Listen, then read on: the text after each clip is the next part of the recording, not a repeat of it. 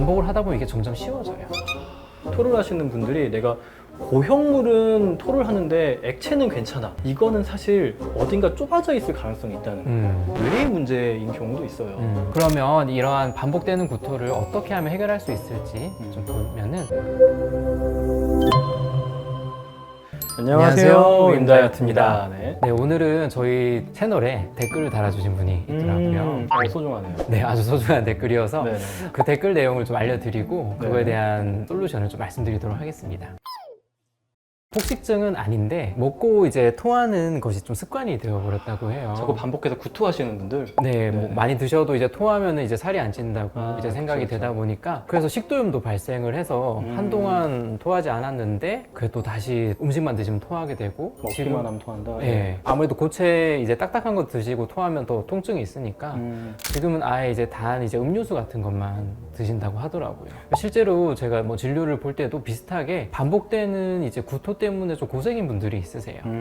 그런 분들은 밖에서 외식을 할 때도 항상 이제 식사하시고 화장실을 또 갔다 오셔야 되고 그러면 이제 약간 얼굴도 좀 충혈되고 이제 식도염이나 이런 그 속쓰림 이런 게 계속 그렇죠. 심해지잖아요. 굉장히 심해요. 이 네. 안에 속쓰림도 심해지고 이게 신트름 같은 것도 좀 계속 나오게 되거든요. 네, 그것도 네. 굉장히 신경 쓰이죠. 그 아마 위에 괄약근 같은 게 좀 약해져요. 약해져요. 예, 발효 굉장히 약해져요. 위산도 계속 올라오고 네네. 치아에도 계속 부식이 일어나는 경우가 그렇죠. 많습니다. 예전에 이제 하제라고 이제 설사약 같은 걸 많이 쓰셨거든요. 살 빼려고요? 네, 식사하시고 맞아, 그래서 맞아, 맞아. 그런 것들을 정신과에서 이제 제거 행동이라고 이제 이야기를 하는데요. 우선 제거 행동 중에 이런 구토에는 여러 가지 좀 이유가 있어요. 첫 번째 이유는 이제 심리적인 효과예요. 아무래도 우리가 식사를 좀 많이 하게 되거나 아니면 체중이 증가할 것 같으면 그때 구토를 하게 되면 일단 안심이 되거든요. 그렇죠. 음식이 눈앞에 나오는 게 다시 보이니까. 네, 체중 증가에 대한 두려움이 일단 첫 번째로 없어지면서 편안함을 느끼고요.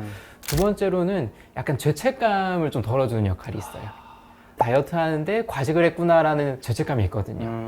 그거를 이제 한번 토하면서 없애버리는 거죠. 우리가 어떠한 행동을 하고 나서 기분이 조금 편안해지거나 나아지면은 그거 자체로 강화 효과라는 게 생기거든요. 긍정적인 효과 때문에 반복해서 그 행동을 지속하게 되는 거예요. 기분이 편해지고 불안감이 없어지니까 네. 계속해서 음식 먹기만 하면은 죄책감과 불안감이 올라올 때마다 계속 토를 하는 거네요. 그렇죠. 그래서 우리가 그냥 일반적으로 스트레스 받을 때 스트레스 해소하는 행동을 반복하게 되는 거랑 좀 비슷한 원리라고 보시면 좋습니다. 신체적인 이유도 있으세요. 아무래도 몸이라는 건 반복되는 행동을 하게 되면 거기에 적응을 잘 하게 되거든요. 그렇죠. 여러 장기나 근육의 움직임도 거기에 최적화돼서 점점 반응을 하게 되고요. 구토라는 행동을 하게 될 때도 위에 괄약근이 이제 이완이 돼야 되고 위에도 수축을 해야 되고 일련의 이제 근육 행동들이 있는데 반복을 하다 보면 이게 점점 쉬워져요. 그래서 처음에 우리가 구토를 많이 하는 분들은 러셀 사인이라는 신체적인 사인이 있어요. 이제 손등에 여기 상처가 있는 거예요. 아무래도 손을 넣어서 이제 하다 보니까 진짜 깊숙이 넣는구나. 네, 이에 이제 끓이면서 여기에 네. 상처가 나는데 근데 많이 하신 분들은 사실 입에 손을 안 넣어도 돼요.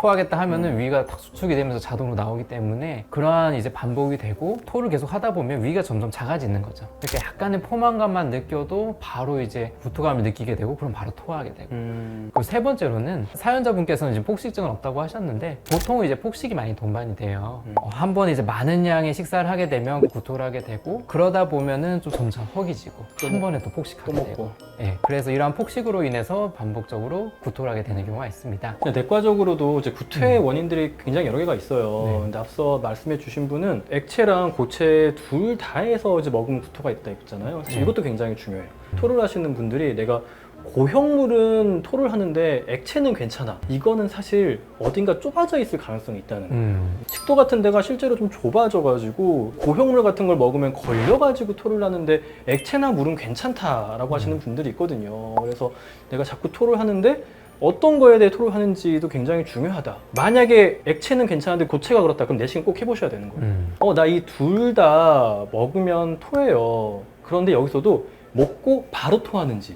조금 있다가 토하는지도 중요해요. 먹고 바로 토하는 거다, 그러면 이건 실제로 식도가 이렇게 연동 운동을 잘 못하게 되는 경우에는 거의 고체나 액체나 먹자마자 토하는 경우들이 있거든요. 식도 쪽이 아니라 위 아래쪽에서 이런 넘어가는 게 문제가 된다, 그러면 시간이 좀 지난 다음에 토를 하는 경우들이 있어요. 위가 어느 정도 이제 버퍼를 해주니까. 그런데 나는 이런 거 상관없이 뭔가 시도 때도 없이 구역 구토가 자꾸 올라온다, 그러면은 이거는 아주 드물게 뇌의 문제인 경우도 있어요. 많게는 이제 항암이나 이런 걸 하시는 분들 혹은 이제 마약성 진통제를 이제 사용하시는 분들은 뇌에서 어떤 구역감에 대한 어떤 센서가 올라가 있어 가지고 계속 지속되는 구역감으로 소화하고 그러다가 식사하시면 토하시고 네. 이런 건데 자기는 뭐 이런 약물이나 이런 거 관련 없이 계속 구역감이 너무나 지속된다. 식이와 관련된 문제도 없고 괜찮은데 그러면은 뇌에 대한 검사가 필요할 수도 있어요. 먼저 어떤 식도나 위에 대한 검사를 좀 우선적으로 해보시고 필요한 경우에는 머리에 대한 검사까지도 해야 될 수 있다. 그래서 네. 보통은 이제 그런 구역감들은 지속되고 악화가 되는 양상이에요. 이 구역감이 호전되는 양상인지 내가 한 1, 2주, 한 달 봤는데 악화되는 양상인지 지속되는지 이런 것들을 보면서 이제 좀 병원 찾아가시고 검사를 받는 정도를 좀 이제 고민을 해보셔야 됩니다. 전문가를 만나야겠죠. 오래 지속되면은. 그러면 이러한 반복되는 구토를 어떻게 하면 해결할 수 있을지 좀 보면은 일단 첫 번째는 위가 이제 많이 작아져 있고 조금만 위가 차면은 바로 토하게 되기 때문에 적은 양의 음식을 조금씩 드시는 게 제일 중요합니다. 지금 예전에 드시던 대로 이제 일반식을 드시다 보면은 위가 아무래도 많이 불편하실 거예요. 뭐 죽도 괜찮고요. 그런 걸 조금씩 드시고 이제 토하지 않게 좀 참는 것도 중요해요. 조금씩 위에 볼륨을 늘려간다는 방향 쪽으로 가야겠네요. 그래서 재활을 한다는 생각으로 보시면 좋을 것 같고요. 우리가 뭐 위장 수술해도 처음에는 조금씩 맞아요. 네. 거의 액체류처럼 네. 처음에 먹게 돼 있죠. 그래서 점차 이제 늘려가는 걸 좀 추천을 드리고요. 주기적인 식사도 되게 중요합니다. 폭식이 있는 분들은 폭식을 하고 또 한동안 아예 안 드시고 그러다 폭식하고 이런 게 반복되기 때문에 4시간에서 6시간 사이에 꾸준히 이제 식사를 넣어주는 게 중요하고요. 체중 증가가 걱정이 된다면은 식이섬유나 단백질 같은 걸 중간에 드셔도 괜찮아요. 뭐 삶은 계란도 괜찮고요. 아니면 닭가슴살 이제 조금씩 요즘 나오는 것도 있어서 그런 거를 조금씩 드시면은 체중 증가에 그런 위험도 없기 때문에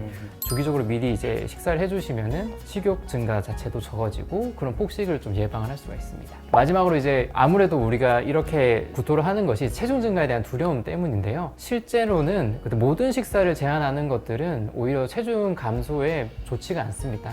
근육도 다 같이 빠지게 되고 근육이 빠지면 우리 몸의 에너지 소모량도 줄어들기 때문에 결국에는 체중 감소폭이 점차적으로 줄어들 수밖에 없어요. 체중이 늘고 이제 비만세포가 느는 거는 혈당이 올라가고 이런 걸 거쳐야 되거든요. 연소 혈당 측정기 같은 거를 이제 부착을 해서 실제 내가 먹는 음식이 혈당을 많이 올리는지 보는 게 더 중요할 것 같습니다. 실제 내가 먹은 것이 체중 증가에 영향을 주는지 보면서 조절을 하시는 게 좀 더 현명하게 체중 증가를 막을 수 있는 방식일 것 같습니다.